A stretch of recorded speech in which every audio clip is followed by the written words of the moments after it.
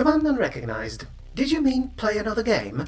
A chipper voice of shipboard computer asked. He's been asking that question for about half an hour now, much to exasperation of Dexius and the rest of his crew, who were inspecting a brand new ship they got themselves after making their way to Sindria.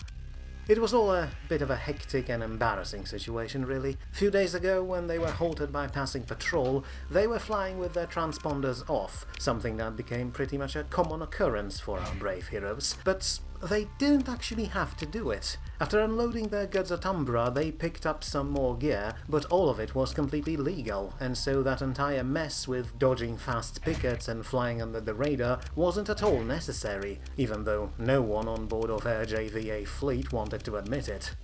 The unspoken consensus was that thanks to Dexius' old smuggling habits, they got themselves a nice and potentially profitable lead that would also allow them to gain some good standing on Sindria, and so the whole affair was swiftly forgotten, and the fleet made its way to Diktat's homeworld to start preparing for their first exploration mission, and, in the process, to become an actual fleet, not just a pair of old ships. The first order of business was getting a tanker, since, according to Sindrian data, the probe was pretty far away, but after our crew docked in the spaceport above the planet, they saw something that immediately drew their attention.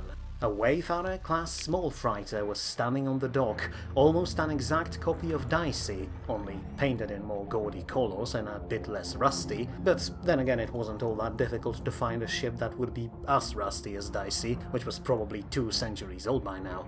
But while the sight of an identical ship was a surprise of its own, the more important part was a big "for sale" sign hanged on it, and the price below that sign was so outrageously low, Dexius couldn't help himself and marched straight for it as soon as he docked, despite protests of his crew. This is going to bring some more trouble on our heads, Yekaterina said, expecting the worst as always. No one sells a spaceship this cheap. Well, not without some surprise luggage, that is. Then what? Do you expect us to buy the most expensive one here? Dexius asked. You know we can afford it. And besides, we're a tourist company now. Baggage is our specialty. The rest of the crew was still not convinced though, expecting more problems than this freighter was worth, but Caitlin stepped in before they could voice their concerns. It's probably stolen, sure, but we've dealt with things like that with Dexius before. A new coat of paint and some tweaks to the transponder and no one will ever be able to tell where the ship came from. It's a bit of work, but we can do it in a fraction of the time now, thanks to you, she said, looking expectantly at Yekaterina, hoping that today was one of those precious few days when her crewmate remembered that she was their designated IT technician. Fortunately it was, and so the crew finally agreed to proceed with the purchase, although not without one final complaint from Amber. Could we buy an actual comfortable ship this time, instead of another cramped, overheating space coffin? She asked. Is a proper bath on board too much to ask? Of course it's not, Your Majesty, Royland said without even a hint of sarcasm. We may be but poor underclass work drones and simply could not afford such a luxurious comfort, but I'm sure a noble such as yourself could afford it just fine. Why, yes. Yes, I could indeed. As soon as my inheritance comes in, I will show you how a true noble assembles a fleet. And they say I'm delusional. Istvan muttered, but his words, just like Amber's, were ignored and the crew moved out, and after a few minutes of negotiations with the man in charge of Dicey's sister ship, the deal was made and a surprisingly small amount of money changed hands. Even Dexius was surprised to learn that such a small sum not only got them the ship, but also an entire crew, although one look at them clearly showed that these people were certainly not experienced spacers. If anything, they had an air of confused children who were suddenly tasked with piloting a tank about them, and judging by long patches of torn paintwork and several hull breaches, it was clear that they had some issues bringing this quite small and maneuverable ship into dock. But all that could easily be solved, and Dex and Kate were more than happy to share what they knew about piloting, but there was still one thing that they wanted to change, which brings us once again to that chipper computer voice. No, I don't want to play a game, Dexius said, tired of negotiations with this clearly malicious machine. I want to change the name of the ship to something a bit easier to say. Command unrecognized, the computer said, with genuine sadness in its voice. Would you like to read a manual? An avalanche of slurs and swears flooded the command room and summoned Andrei, the one who did the talking on behalf of the crew. No one really said anything out loud, but everyone silently agreed that his very presence was a bit unnerving, although no one could really say why. Maybe it was the fact that he always seemed to appear next to you when you thought he was away, or maybe because he always wore headphones shaped like mouse ears. Regardless of the reason, though, he slinked behind Dexius without making even a tiniest noise and said, I'm afraid it wasn't programmed with that option, sir, but I do like the name. And so do the rest of my boys. Do we really have to change it? Yes, because if things are to go bad out there, I will need to give you orders quickly and without wasting any time. And sorry to say, but the name "Of Course I Still Love You" doesn't exactly roll off the tongue that well. Dexius answered instantly. Oh, I see. The man was clearly taken aback by this revelation. But I still really like it, though. It's so romantic. It makes me feel like we are about to embark on a beautiful journey of wonder and self-discovery. This got entire crew of Dicey silent, and they just stared at the man in front of them. Finally, Royland managed to snap out of his confusion and break the silence. Trust me, friend. He said in fatherly tone. You're the wonder you'll find out there is a wonder at the fact you're still alive. This made the man step back a bit, with fear suddenly appearing on his face. Is it really that bad out there? Everyone always said that going to space was the best thing that could happen to men. I'm sure you're just trying to scare me, right? I mean, me and my friends flew the ship all the way from Volturn, and nothing bad happened to us. Well, then you were lucky. But if that's the case, then why do you want to sell it so soon? Well, we got ourselves a ship, but we never experienced how expensive and difficult it is to maintain one. We spent almost all of our money to fix it, and we ran out of supplies on our way from Volturn. I mean, seriously, we had to eat one of our guys just to survive. He said it so casually that for a while everyone thought that he was joking, but after a few seconds everyone realized that he was, in fact, dead serious. What? Caitlin asked, completely confused. The trip from Volturn to Syndria takes 2, maybe 3 days. How on earth did you run out of food so fast? Andrei took another step back and lowered his head. I told you we were new to the whole space business. It took us 2 months to reach the place, and we almost crashed several times, but we're more than willing to learn, so please don't fire us. We won't. Royland said, seeing that Andrei started shaking a bit at the very thought of being left behind. But first we need to know if that ship of yours is stolen. The last thing we need is someone with a big gun chasing us to get it back. Oh, don't worry about it. It's honest, legal salvage. Andrei said.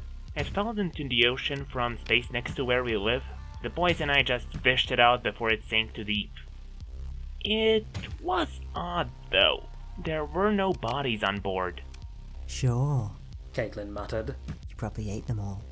It was indeed odd for a ship to suddenly fall into the atmosphere without any crew on board, but to Dexius and the rest of the crew such mystery meant pretty much nothing. They learned that the ship was not stolen but legally salvaged, and so to them it was enough. Very well, we can hire you. But since you have no idea how to fly a ship, you will have to obey my every command. Got it? Dexius said, stepping forward in his best captain pose. To that, the thin man instantly perked up. Oh, of course. I'd be happy to take orders from such a dashing captain like yourself, sir. Several snickers were heard in the background after this proclamation, but Dexius did his best to ignore them. Instead, he shifted into even more authoritative pose, or so he thought. Then get the ship in order right this instant. He said sternly. Be ready to get school on the basics of spaceflight. Ishvan, just stay here and keep an eye on these people. Until they learn how to fly without crashing into everything, you're responsible for them. What? Istvan asked, clearly surprised by the fact he was suddenly made an acting commander. Why me? Oh, because you're a dashing sailor, are you not? Yeka said. And this crew clearly needs someone like that. True. I am a dashing sailor. There you go then. Now get to work. And get these people in order while we go look for a tanker. Dexius said, and then, in much quieter voice, he added, Maybe we'll get lucky and they'll crash somewhere with you on board so you'll stop eating our rations. And with that, with their mission of changing their new ship's name failed, the crew of Dicey, minus Istvan, who, let's remember, had exactly zero idea how to fly a ship, left, with Caitlin still giggling uncontrollably behind Dexius's back. With this odd conversation over and done with, they plotted course for nearest bar to wash away the weirdness, but mere moments later they spotted another ship for sale, and this one was exactly what they wanted. In a docking bay just next to the one they left stood another ship with difficult name, and it didn't take a genius or spaceship nerd to realize that this vessel was old. At a glance it was difficult to even see its original hull, as it clearly was patched up so often over the years that it was barely recognizable by its class. But despite age and rust, it was exactly what our enterprising explorers needed. A Dram-class tanker, a small but surprisingly fast and maneuverable ship, capable of carrying more fuel than the rest of their fleet combined. The crew immediately set off to talk with the owner, mentally preparing themselves for yet another odd individual, but to their surprise they were welcomed by a calm, collected professional woman who clearly had years of experience in space under her belt.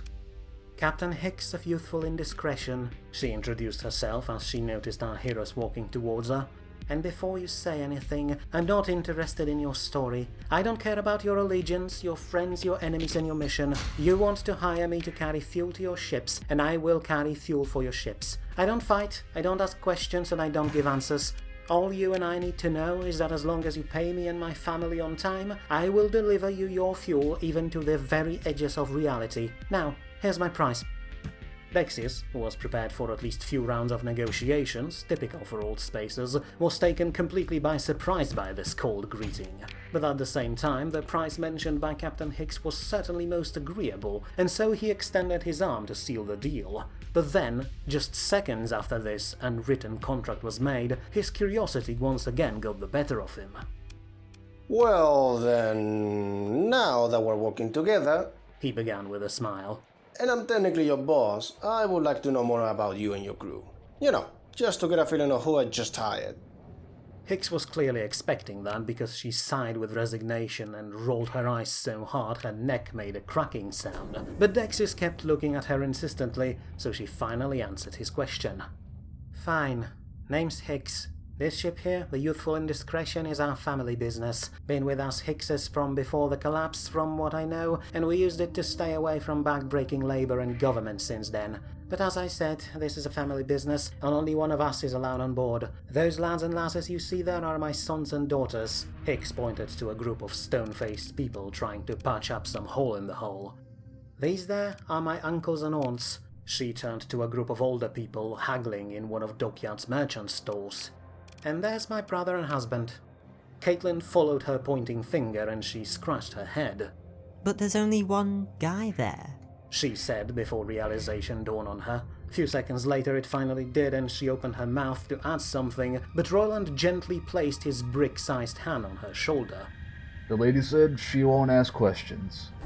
So let's return the favor and just don't ask. Dicey's crew nodded hastily to that. Some of them heard before of these so-called spacer clans, but meeting one in person was certainly an enlightening experience. If anything, most of the crew expected a bunch of punk rock kids flying speeders, not a bunch of non-combatants whose only goal in life seemed to be ferrying fuel. But it was secondary issue at best. Roland Johnson's vacation agency now finally had all the ships needed for their mission, and so, after a quick trip to the market and local pub, Dicey's crew retreated back to the ship to formulate a plan, but as you might expect, they got distracted almost immediately. Well, I understand we're trying to build a fleet here, Yekaterina said. but do you really need to spend so much of our money on these freaks? Freaks, you say? Dexius asked. Bah, please. Trust me, when it comes to spacers, these ones are quirky at worst. We could have ended a lot worse here. Caitlin, the only one who had experience similar to Dexius, nodded to that. True, the ones we got are weird. But weird is still more preferable to bloodthirsty or just downright criminally insane. You know everything about being criminally insane. Yekaterina muttered. I'll give you that. As expected, that got Caitlin riled up, but Royland once again stopped the argument before it started by asking another question. Right. I get why we got a tanker, since that was indeed the plan. But why do we need another Dicey? Precisely because of what you just said. Dexis answered. With Dicey and most of us being wanting at least 3 systems, I wanted to get us something that will get the authorities off our heads. All we need to do, some paintwork, some transponder manipulation, and we should have a clean slate. Oh, I know where you're going with it. Caitlin said. You want to switch transponder frequencies, so that Dicey's signature is attached to that other ship, right? Exactly. That way, if we are ever in trouble, we can just ditch our Voltunian friends and pretend they're us. We may even get a reward for setting them up now that I think about it. But we still have some work to do before we can pull that off. Fortunately, we have a specialist who can take care of it in no time. Then, after a few seconds of silence, Dexius sighed and said, That means you, Yekaterina. You know, with your computer skills. Oh, right. I'll get on with it right away. She said, and then instantly forgot what they were talking about. I like this plan. Amber said. It's only fair for these peasants to take the fall for someone of my stature. But wouldn't that put Istvan in danger, though? Yekaterina asked. Yes, it would. Dexis replied. And? Who's this fan? Caitlin added. Not that we would really notice his disappearance. Royland said. But back to the plan. There's still one thing we should probably do. These Volturian kids, they may be eager, but they clearly have no idea how to fly a damn ship. And Istvan... Istvan won't really help them either. We should probably at least try to teach them something, you know? Good point. We can't use them as bait if they crash into a planet somewhere out there. Caitlin said. And that was exactly what I was planning to do. Dexius said, lying. The kids are from Bolton, right? So we can use them to get us to one of the markets there. Fill up the cargo with lobsters, sell them somewhere, and then maybe do another run for cattle people before setting out. We can give them some pointers along the way, and if they survive the trip, they should be ready for whatever is out there. Problem was, no one was really ready for what was out there, for most inhabitants of Sector F-037 had no idea how inhabited parts of it looked, or what to expect there. But, at the very least, the first part of Dexius's plan worked out well, and RJVA's new crews proved themselves to be at least competent in the coming weeks, as they went to Volton, then to Cador, and then, finally back to Chalcedon, where they almost ran headfirst into Ludic Patrol, thanks to Andrei's lack of experience with silent flying. But despite that quirkiness of their new crews, that entire journey went without a hitch, and after leaving Chalcedon, Dexius finally arranged a fleet meeting and explained the plan for their first exploration mission. Now, at this point he expected everyone to just shoot the idea down. The sector was dangerous even in its inhabited parts, so leaving into the unknown was asking for even more trouble. But the actual reaction was completely different. Hick's family simply nodded along and agreed to everyone Dexius said without asking even a single question. The Volton team, on the other hand, was positively thrilled about the idea of exploring the unknown and instantly started fantasizing about friendly aliens and majestic natural wonders they would find out there. If only they knew. Mr. Quiet agreed as well, though probably only because he was dead drunk during the meeting, but still, with the fleet all in favour of the plan, there was nothing to do but to proceed with it. And so, RJVA fleet set a course for Nachiketa system, furthest one in the eastern part of inhabited zone, and also home to major fuel production facility, where they could buy enough of said fuel for the journey without paying outrageous amounts of credits for it. But as the course was set, some changes to the plan were made. I don't fucking care how confident you are in your piloting abilities, Dex. Royland said to Dexius after first few minutes of another argument. We don't know what's out there, so we should at least have one proper combat ship with us for protection. Yeah, we do. Dexius replied, full of himself like always. With me at the helm, Dicey can take on anything. Anything. Even hegemony battleships. Besides, we do have Gargo and his big spy gun of death, don't we? Yeah, about that. Yekaterina said from her perch behind multiple screens. I did the math, and I think that the moment our drunken friend here fires his gun, let's just say his entire ship will just fall apart. Not to mention that Greyhounds don't even have shields. So I'm with Royland on this one. We have enough money to get ourselves a proper escort, so we shouldn't skim on it. Caitlin added. But Dexius began, terrified at the very prospect. It's our money!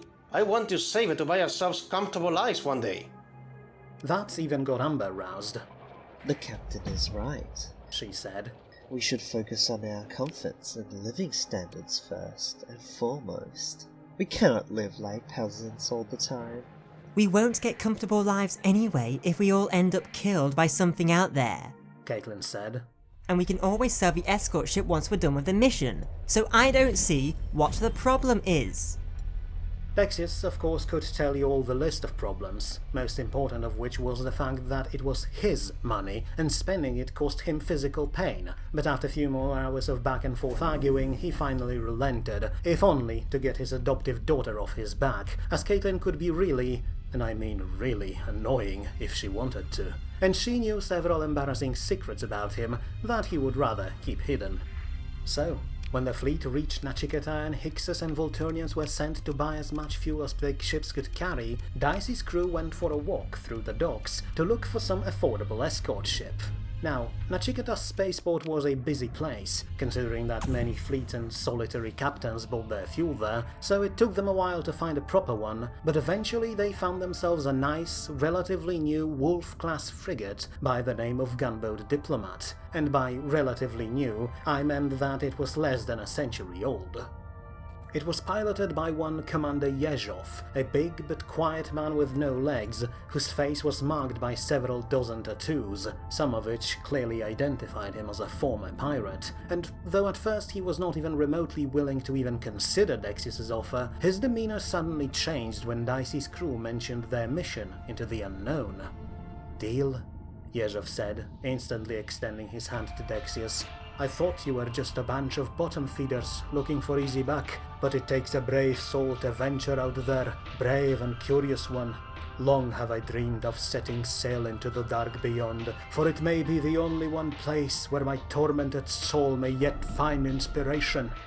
Hearing this from a man who could crush your head with his bare hands, and probably did it several times in his life, certainly took Dicey's crew by surprise, but they were not going to pass such a chance to get a cheap escort, and so within the next minute or two the deal was made. But just as everyone was turning to leave, Dexius' curiosity, once again, got the better of him. Listen, friend, sorry for asking, but what exactly do you need that inspiration for? He asked carefully. Yezhov raised his eyes into the sky, or, well, the metal ceiling, and sighed. "My magnum opus," he finally said, "a poem to commemorate glory of the stars and human perseverance amongst them. But one cannot say he perseveres in the void if one just stays in the same small place all the time." Amber nodded to that, with a big smile on her face. Truer words were never spoken. Good man. See? This is what the fleet needed all this time. Actual culture.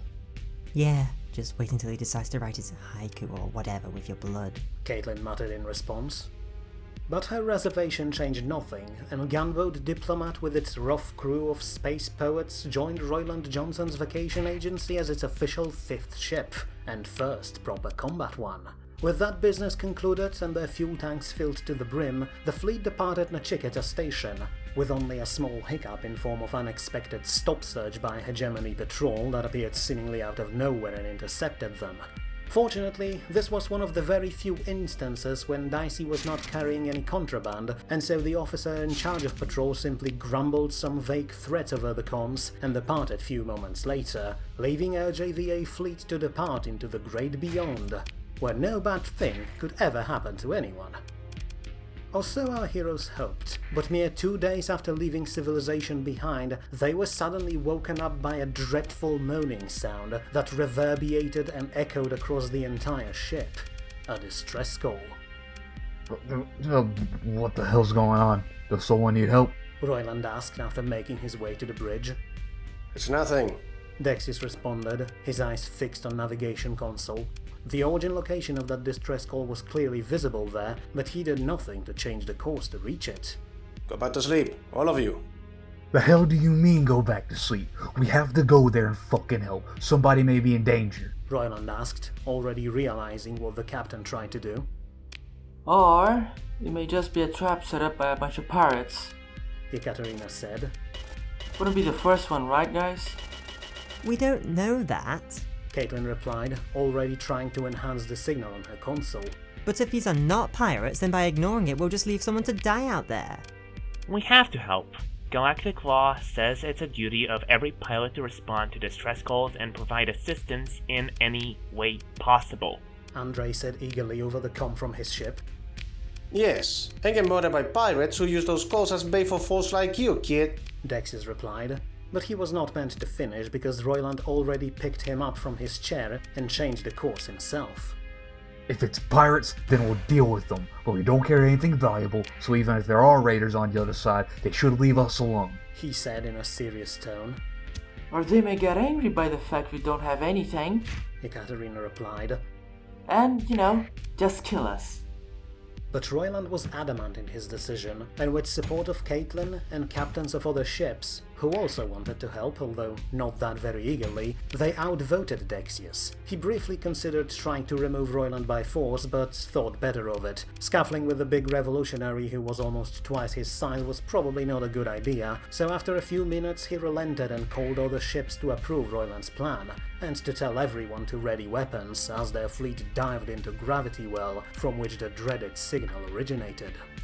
But instead of pirate fleet everyone was expecting, RJVA was met by just two small vessels, both in good shape but clearly old and weathered, slowly orbiting the jump point. At first, Dexius thought that they were some decoy or distraction, but a quick scan sweep picked up no other ships in the entire system. Yekaterina tried to send a small recon probe to check them out anyway, but before she could do that, the comm system suddenly came to life, and a face of handsome man appeared on the screen. "Hello there," he said with a smile. He was trying to hide it, but it was clear that the man was dead tired, and no doubt expected trouble from our crew, just as much as they expected trouble from him. "Commander Claudia here, speaking on behalf of Glasnir Exploration Initiative, or, well, what's left of it. Can't talk much because we're running on fumes here, so I'll be quick. Our tanker got blown apart by some stray asteroid and we ran out of antimatter fuel. We can't even leave the system in this state, but if we got 10 standard fuel containers, we should be able to make it. We can pay for them 5 times the usual price, but please don't leave us here." 5 times you say? Dexius said, his eyes glowing. Make it 8 times and you have yourself a deal. We need that fuel to come back home too, after all. Claudia tried to say something, but Royland elbowed Dexius and dragged him away from the comm screen. We are not scamming this man, Dexius. We have an entire tanker full of fuel, so we can just act like decent human beings for once, and just give him what he wants for free, he said firmly. For free! Dexius couldn't believe such words were uttered on board of his ship. There is no such thing as free, and no such thing as decent human beings. He wanted to pay himself. Why shouldn't we take that money?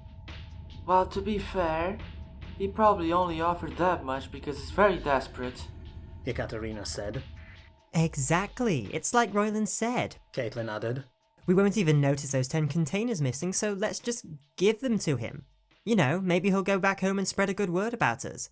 That exploration initiative does sound like a bunch of people that could hire us. Dexius mulled it over for a while.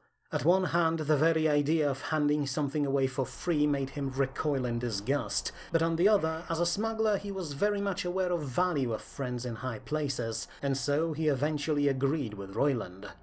"Thank you," Claudia said an hour later, after youthful indiscretion finished fuel transfer and his reactor once again worked at full power. "We owe you our lives, friends. You're good people, and we'll tell that to everyone we meet." You do that. Dexius said, crying inside after fuel he gave away. And don't forget to mention us to your employers as well. "I will, don't worry. Once again, thanks. I hope your journey will be better than ours, and you'll find that probe you're looking for. If anyone deserves it, it's you." Wait, what? Caitlin said, confused. How do you